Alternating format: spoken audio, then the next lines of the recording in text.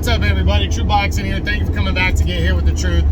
So today we're doing the 2023 mid-year top 10s as we are going to look at the 175-pound light heavyweight division today and discuss where everybody's ranked and how it's changed from the end of the year top 10s that I do. Now, before we get into all that, if you guys could smash the like button, leave a comment, subscribe to the channel. I really do appreciate any and all support that I can get as I build my channel up here. And if you guys don't like what I'm doing, give me a thumbs down and let me know why you don't like it. So all that being said, let's get into 175 light heavyweight. A lot of moving pieces here, a lot of build up towards this division this year, and now some letdown, but still some good fights to be made. And we're going to discuss the guys that dropped out of the top 10 first, and there's only one of them. It is Dilmurad Satabaldiev, who probably should have been towards the back or out of it to begin with, but I guess I missed the fact that he lost the fight last year towards the end after defeating Maxim Vlasov, who then retired. But anyways, he was number 6 coming into the year, and now he's dropped out of it because of another loss that he suffered this year. So, starting at number 10 now. Dropping one spot from number 9 is former world title challenger Andre Dirrell. Dirrell still has not fought yet this year, but remember he returned last year, took on Yunieski Gonzalez, who had given Gilberto Ramirez such a tough fight the year before, and he dominated Yunieski Gonzalez and stopped them. So because other guys really haven't done much, I'm keeping Dirrell here for now, and then we'll see how he does for the end of the year. I hope Dirrell fights somebody big. He's 39. I mean, shit, he needs to be active. But we'll see what he does. You know, he's currently the WBO's number 4 contender, so maybe he can try to get himself into some kind of an eliminator. But I don't know what the hell Andre Dirrell's going to do, to be honest. But I hope we hear something soon. Number 9 is former 2-time light heavyweight champion Jean Pascal. Pascal came in, was the IBF's number 2 or number 1 contender, and had to fight Michael Eifert to become the mandatory. And I thought he was going to beat Eifert for sure because he beat Feng Menlong last year, and he lost to Michael Eifert. So Jean Pascal, at his age, he's the IBF's number 10 contender now. I don't know if we're going to see him back. He drops 2 spots from number 7. I don't know if we're going to see him back or not, or if he's finally going to hang him up and decide to retire. I mean, he really has nothing else to prove at like 40 years old. But the guy, you know, every time we think we count him out, he finds a fountain of youth and keeps coming back. Maybe something he learned from when he lost to Bernard Hopkins, when Bernard Hopkins was like 45, 46 years old, and beat him to capture the title from him. But, you know, I like Pascal, and we'll see what he decides to do before the end of the year, if he's going to hang him up or what's going to go on. I think he should personally hang him up. That's just me. Number 8 is undefeated top contender Joshua Buatsi of the United Kingdom. He moves up 2 spots from being number 10. He is the WBA and the WBO's number 1 ranked contenders. He's number 1 in 2 weight divisions right now. And he defeated some undefeated fighter named Stepien to stay busy earlier in the year. And now the talk is that he's going to fight Dan Aziz to become the WBA's mandatory number 1 contender. That's big because Dimitri Bivol's the top guy there right now. He's looking to defend his title, you know, make a mandatory defense at some point. And Joshua Buatsi is knocking on the door for that. Aziz is a fellow, I think he's a fellow United Kingdom fighter, so sets up a big fight against another undefeated fighter. And we'll see how he handles that heading into the second half of the year. You know, I would favor him on paper, but, you know, Buatsi to me hasn't been overly impressive. But like I said, this is his time to put himself into title contention and set himself up for Dimitri Bivol or potentially Arthur Beterbiev next year. So we'll see what happens. Number 7 is the IBF's number 1 ranked contender Michael Eifert, who wasn't ranked coming into the year, but he fought Jean Pascal in decisively defeated Jean Pascal to make himself the IBF's mandatory #1 contender. So he's next in line after Callum Smith, because Anthony Yard was the WBO mandatory, and Better Be fought him earlier in the year. And then Better Be is fighting Callum Smith, who's his WBC mandatory. He's fighting him in August. So Michael Eifert is next for the winner of that fight. He should be anyways, unless the governing bodies get together and allow an undisputed title fight. So I think he's going to be waiting to see what happens in that fight, and if the winner is willing to fight him for the end of the year, or how long it's going to take. But Michael Eifert earned his spot by beating the veteran Jean Pascal. So I like seeing new faces and guys getting new opportunities. So we'll see what happens for Michael Eifert before the end of the year. Number 6 is former WBO champion Joe Smith Jr. Joe Smith Jr. is, he hasn't fought yet this year.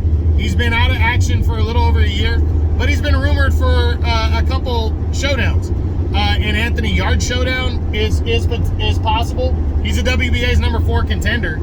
But also, he had said that he'd be down to fight David Benavidez if Benavidez comes up to 175. We don't know. I think Joe Smith is probably going to shake off some rust soon if he doesn't land a name opponent. I think he's just trying to shake off that brutal second-round knockout loss before he potentially just makes his final run towards something here at 175. And then we'll see what he decides to do. But I hope we see him back, because I like Joe Smith. He's just that blue-chip, hard-working type guy, and I like seeing him in the mix in the the light heavyweight division here. Remaining number 5 is now former 2-time world title challenger Anthony Yard.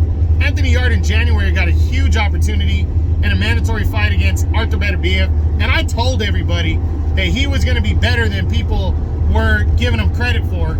And he went out there and he actually, I don't think he ever hurt Beterbiev, but he definitely kind of rattled him, stunned him a little bit, to where he pushed him back, stopped him in his tracks, and he was actually winning the fight on the scorecards. But you have to finish 12 rounds. And they got to the 8th round, and Beterbiev had broken down and worn down Anthony Yard, who we know stamina issues have been there for him in the past. And he got knocked out and lost for the 3rd time in his career. But he really showed the world how good he really is. Still, he's the WBA's #3 contender. There have been talks about him and Joe Smith. Now there's talks of him maybe getting a crack at Dimitri Bivol for the WBA title next. So we'll see. I hope Anthony Yard does something. I would love to see him and Joe Smith, to be honest, to earn that fight with Bivol, or to set himself up in a bigger fight, because I personally don't feel like he beats Bivol, but I do believe he has the talent to possibly catch Bivol and hurt him. So we'll see. If his confidence is riding high after the knockout loss to Beterbiev, then fuck it, why not? Let's get him back in the ring and see how he does against the other champion, because he definitely deserves an opportunity. Number 4 is the former super middleweight champion of the world, Gilberto Ramirez. Ramirez hasn't fought since the loss to Dimitri Bivol last November. There's been a lot of talk of this or that. I personally think Gilberto Ramirez is contemplating a move to 200 pounds of cruiserweight. He's always been he was a huge super middleweight. He's been a big light heavyweight since he moved up. Actually, a lot of his fights that weren't like official eliminators and stuff since he moved up, a couple of his fights were above 175, technically. So this guy is a guy that I really believe wants to probably be at 200, but the bigger fights are at 175. He did say he'd be down to fight Badu Jack, and I don't think Badu Jack would snare at that one. So we'll see. I think he's going to shake off some rust and potentially stick to 175, but I wouldn't be surprised at all if he gets in the mix at 200 pounds before the end of the year. So we'll see what happens. His highest ranking is number 6 by the WBO. Number 3 is the former super middleweight champion of the world and the current WBC mandatory number 1 ranked contender, Callum Smith of the United Kingdom, and his moment is here. Callum Smith has not fought yet this year because he was waiting around for his mandatory shot, and now he's getting it. August 19th, Callum Smith will fight Artur Beterbiev in probably the second biggest fight of his career. The fight with George Groves in the World Boxing Super Series finale years ago was a big deal. But I think fighting Artur Beterbiev for the unified light heavyweight title, knowing that he's a bigger underdog coming into this fight, is just after the Canelo fight that he had back in 2020. Callum Smith, and I do not overlook him. I think he has just as good a shot, if not a better one, than Anthony Yarde did. Because Callum Smith is well-rounded, he can box, and he has shown nothing but power in his 2 or 3 fights here at 175. I think Callum Smith definitely has a shot. Beterbiev's getting older, and you never know when age finally catches up to a fighter. So I would not be surprised if Callum Smith hurts Beterbiev and stops him, or can maybe outwork him to a decision. But I still believe Beterbiev's going to get him. But I really do think that Callum Smith's a live underdog, and August 19th on ESPN, he gets an opportunity to prove it against the unified champion Artur Beterbiev. So it's going to be very interesting to see that fight. Very much so looking forward to it.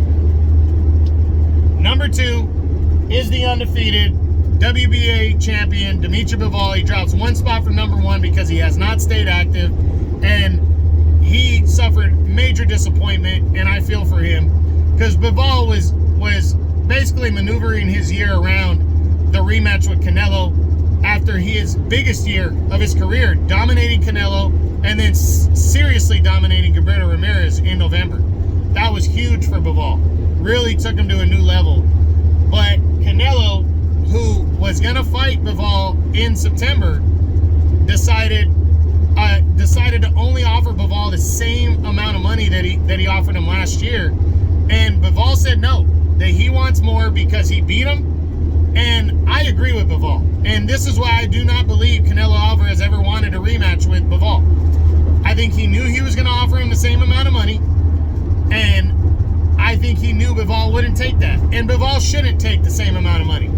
He decisively defeated the pound-for-pound best fighter in boxing, Canelo. So a rematch, even if Bivol's not a big name, which he's not a big name, he's still a bigger name now than he was last year. And the Gilberto Ramirez fight, the victory, guaranteed that he became a little bit bigger and more dangerous and known to the public. So he deserved definitely at least double, in my opinion. And now, don't get me wrong, Dimitri Bivol did not deserve even 50-50 with Canelo in a rematch. I'm not saying anything stupid like that. Canelo still deserves 75% at least. But Bivol deserved big money and more money than the first fight.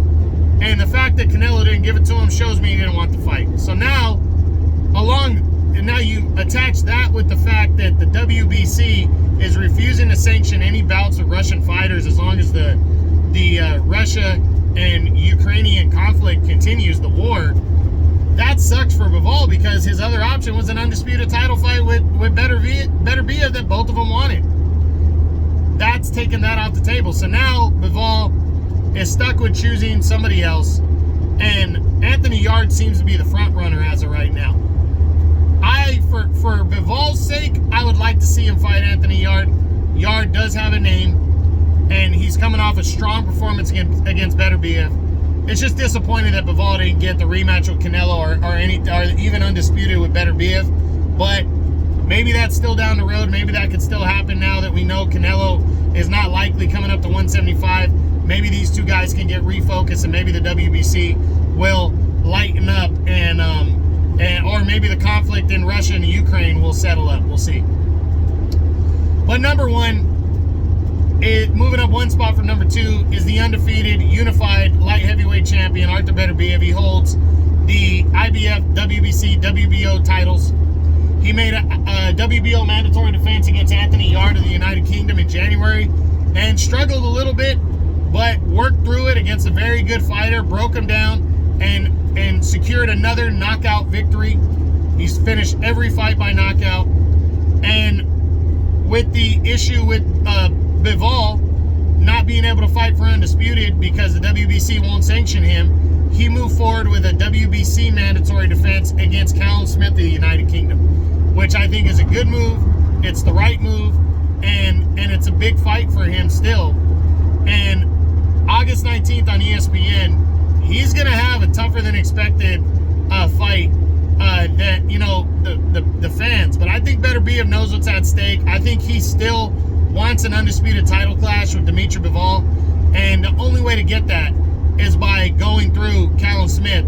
I don't think it'll be easy, but I'm still picking Better Biev to win that fight and stay the unified champion. So I'm hoping he gets the victory, and before the end of the year, we can see if him and Bivol, if the Russian conflict with the Ukraine is over, or if the WBC lightens up on that, or if he's just going to have to go through with a mandatory defense against Michael Eifert, his IBF mandatory. But we'll see what happens.